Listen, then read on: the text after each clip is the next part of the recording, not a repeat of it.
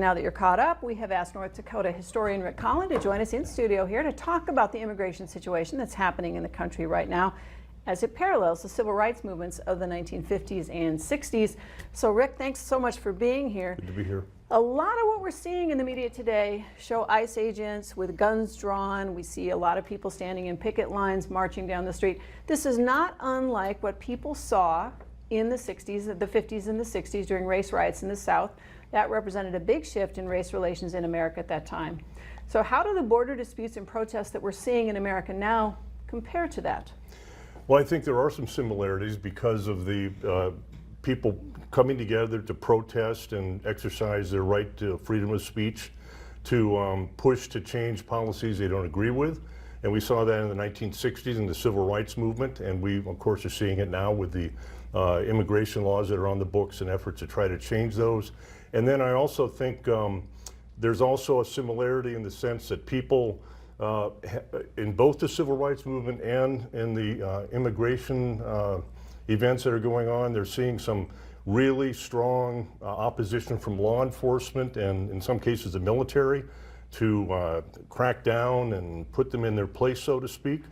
I think there's one big difference, Monica, between what's going on in the civil rights movement and the immigration movement, and the big difference between the two is that the civil rights movement was over several decades. Mm-hmm. It extended many, many, many years, and this immigration issue has been an ongoing issue, but certainly not to the extent that civil rights dominated for many, many, many years. But the media played a role in both, right? Oh, the media does. You take a look at how the media reports.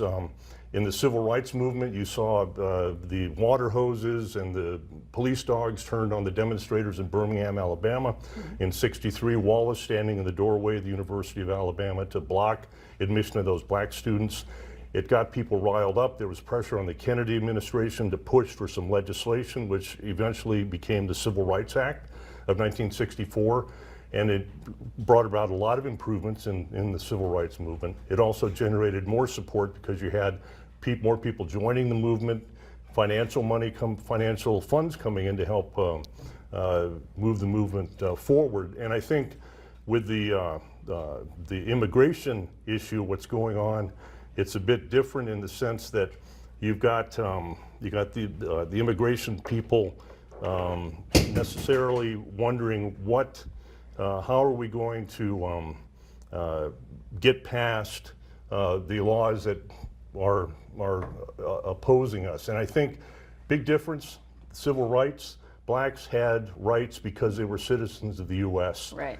And with the immigrants, a lot of the illegal immigrants, they don't have those rights because they're not citizens of the U.S., so they have that big pushback coming back from law enforcement, in some cases the military. Plus there's an awful lot of chaos surrounding the civil rights. They had a definite plan or definite goal, whereas in the immigration cases there's a lot of different goals. Well, there are, and there's a lot more ambiguity going on, I think, with the immigration issue versus the civil rights movement, which, the eye on the prize, that right. was kind of the mantra. And with the immigration issue, there's just a lot of different things going on. We also see, I think, some reporting that distorts the level of violence necessarily going on, like the LA riots. Right. A couple blocks is really all that was going on, and it seemed like with a lot of the media reports, all of LA was under right. siege. Mm-hmm. Sure. And so we need to be careful about, looking at various sources of reporting and news reporting